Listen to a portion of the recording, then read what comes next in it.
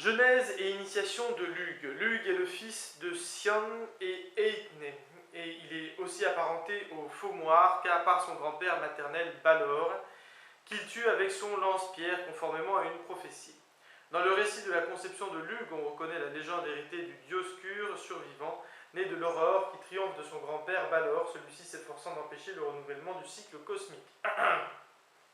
Lugh n'est pas admis d'emblée chez les dieux, il lui faut surmonter une initiation pour être incorporé à la société des dieux. Alors qu'il se présente à la résidence du roi Nuada à l'occasion d'une fête, le portier lui refuse d'accès. Lugh affirme qu'il peut être utile, on lui répond par la négative.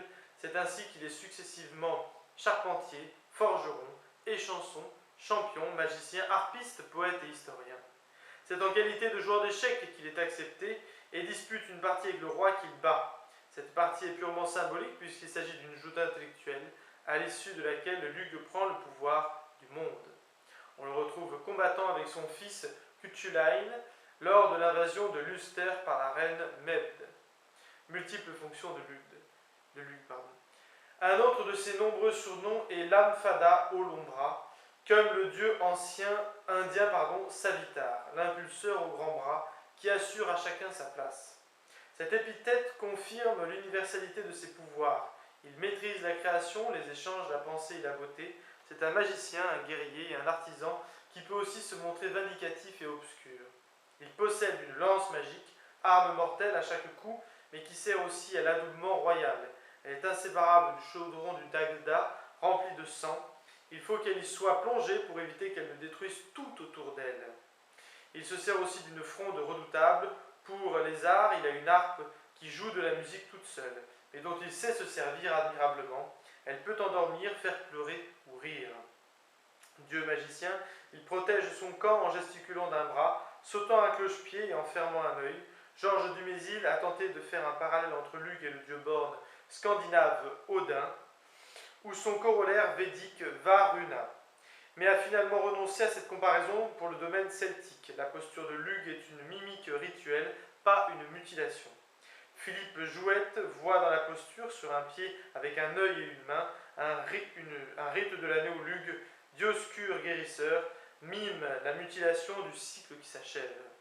Dans le Taine, Bo Kuenge, voilà, C-U-A-I-L-G-E, accent sur le U, Lugh guérit Cutulain en accord avec sa fonction de médecin dioscurique.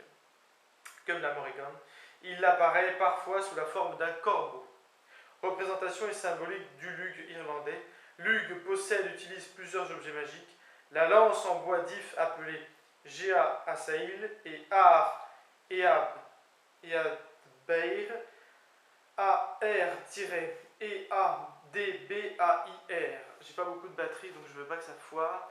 Le lance-pierre appelé Cloish Tabail ou Lia Tailm ou Tatlum, le chien Félinis, l'épée Freagar Tash ou Fragarag, prêté par Mananan Maclir, le cheval Aenbar, prêté par Mananan Maclir, le bateau Skua Bduitin, un truc comme ça, SCUABTUI2NE, Sguaba Tuin, prêté par Mananan Maclir aussi. Il est aussi symbolisé avec une harpe, il est harpiste au banquet à Tara, un sanglier, une main ou un bras démesuré, car il est appelé l'Amphada au long bras, ou Lao Gifes à la main à droite.